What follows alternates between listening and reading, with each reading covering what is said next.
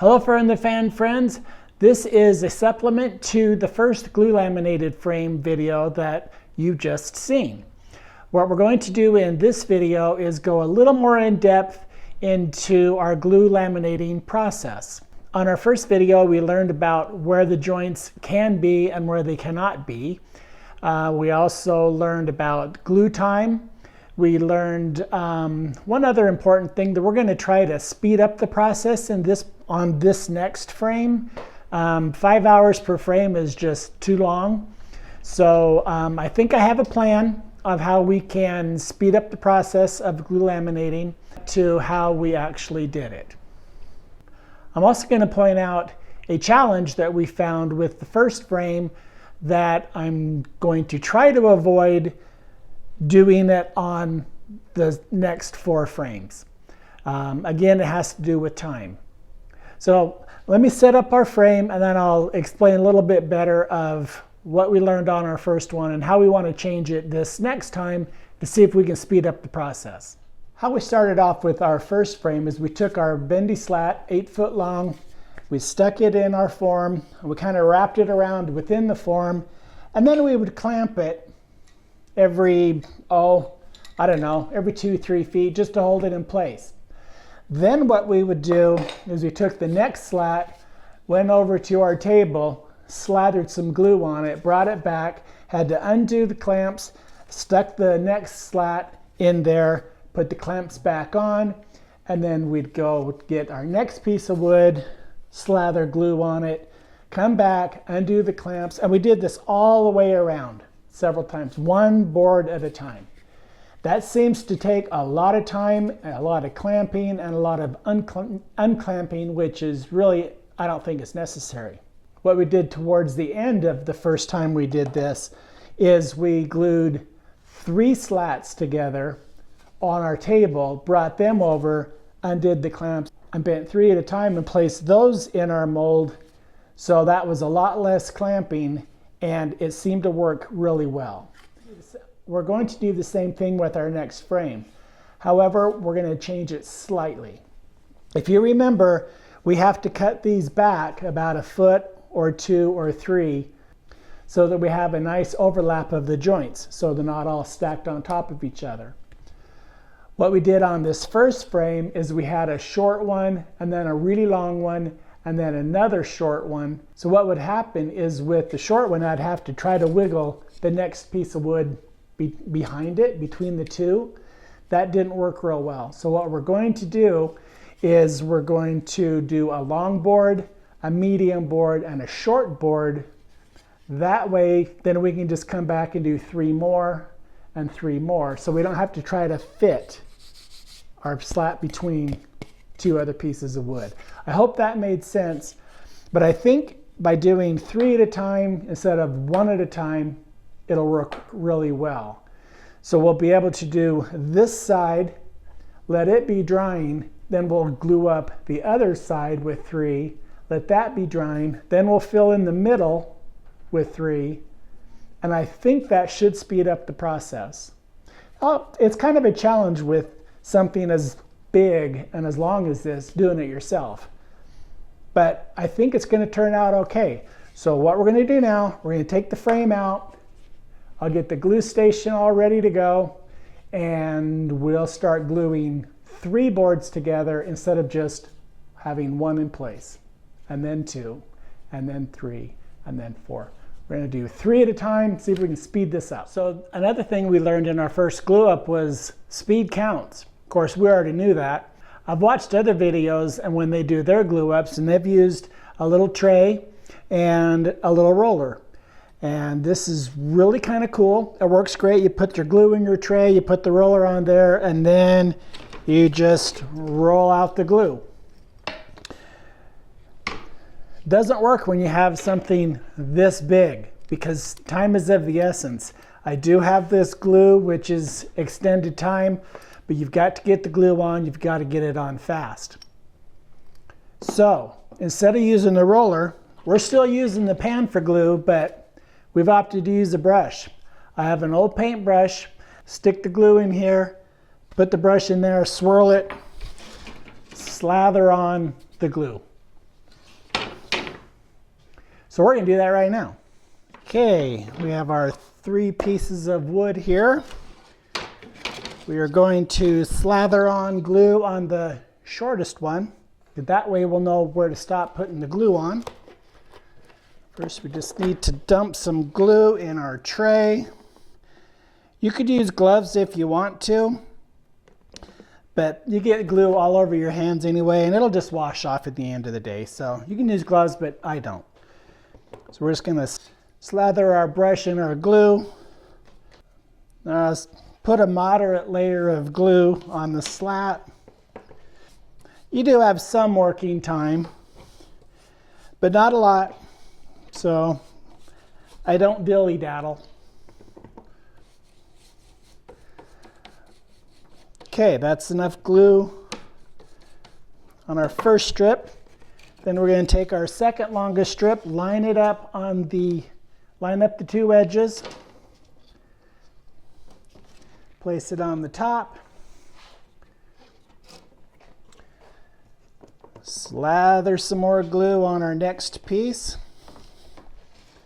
Slather, that's a fun word, isn't it? It's to goop, to gob, to... Don't really know where the word slather came from. This process is already faster than what we did before. Make sure to get it all covered. Don't want any dry spots. I think that'll work. Now we'll take our last longest piece, again, match up the ends. Set them together. We're going to take them over, put them in the form. Spin you around. Bring our piece over into the form, leaving the longest one. We're going to put the longest edge in first,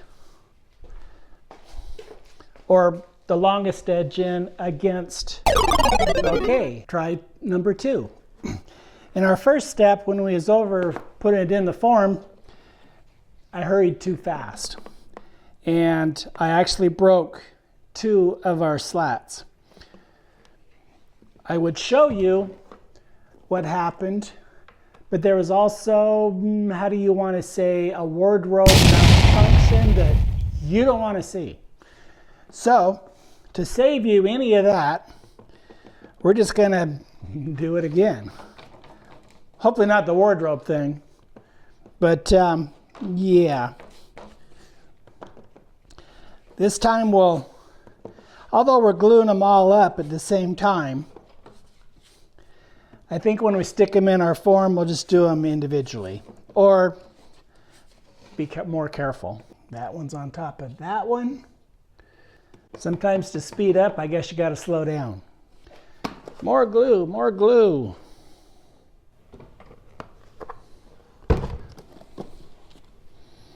This one on top of this one. Now we're going to go back over here. I'm going to adjust the camera so you'll have a little better angle. See if that works for y'all. All right, let's go with that. So we're going to carefully place, whoops, get that out of the way. Carefully place our first slat.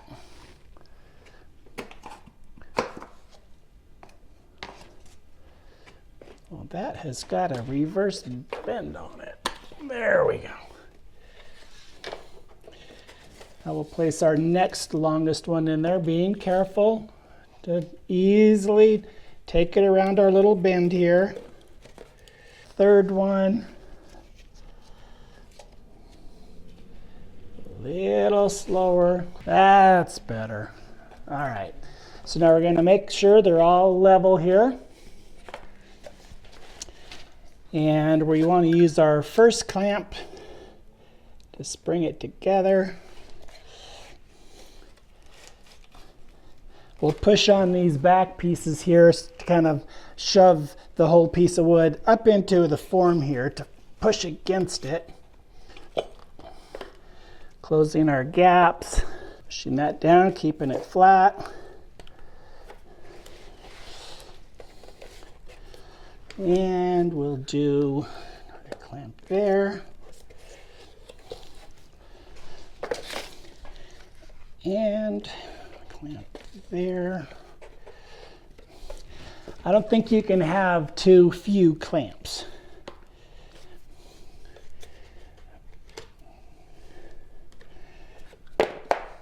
So now that those are pretty much clamped in place, we want to attach it to our mold like that.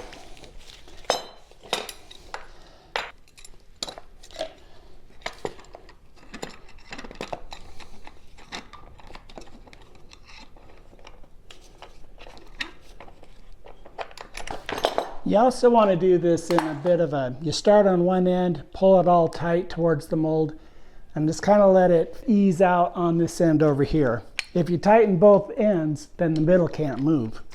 And you don't want that when you're gluing up. You want to be able to move at first. You want to have it tight so the glue is just starting to squeeze out, but you don't want to squeeze out all of your glue. That's good.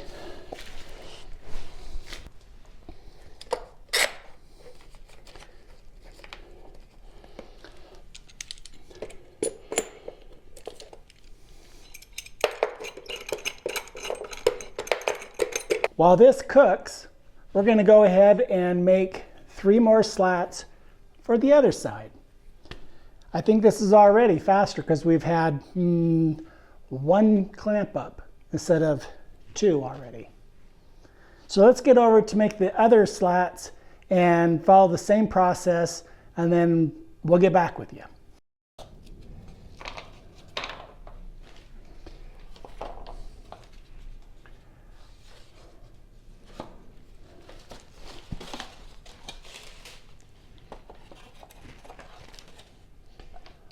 One.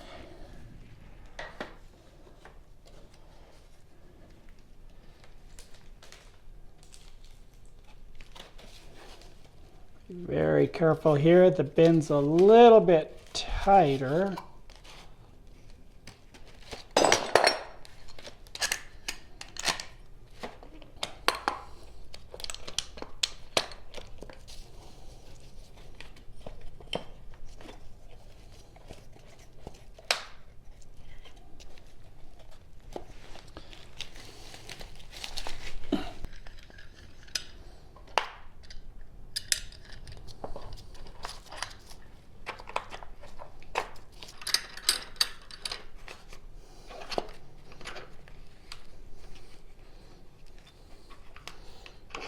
And so on as we continue to go around. The next thing we're going to do is connect our 2 arcs.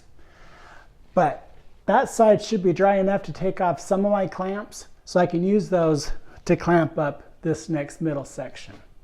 So let's give you a little bit of an update of where we are. On the rear side here of our trailer, we have 10 slats. That's what we were originally supposed to do, but the other one got 11, so we're going to need to add 1 more. On the front here, we have 2, 4, 6, 8. So we'll be getting those other 2 and 3 on momentarily. Where we did discover that it's not good to do 2 edges. It's better to do 1 and just follow it around. And the reason being for that is because when you bend wood, it's going to shrink, obviously, in the way of the curve. So if you're coming at it from 2 different ways, then you have to fit the center pieces in. And I kind of knew that. I was hoping it would be easier to do, but really it was more of a challenge. So what I have discovered is a little bit faster way to do it is to add glue to 3 boards and then insert those, let those be drying, unclamp the back, and then just kind of follow it around, starting in the front and going around with 2 or 3 boards front, 2 or 3 boards front, 2 or 3 boards. We're almost done with it. I'd like to say this was actually faster. Looking at the clock, it might have been slightly faster, but hey, when you're gluing up something and it's this big, it just takes time. So we're going to go ahead, we're going to finish this frame before the evening's over. And I think that will do it for this video. I want to get it uploaded to y'all. I won't be recording the next 3 frames. They're all going to be pretty much identical as far as the glue up. However, what we will be doing in the next video is we will be adding the beams, the columns, and the skirts on these two here that we have almost completed. The other ones don't require any beams or columns. They actually go in the center of the trailer, like on the edge in the center. So we're gonna leave it at that. Thanks for tuning in, watching Fur in the Fan. Here's glue, yeah. Ha, funny joke. Later.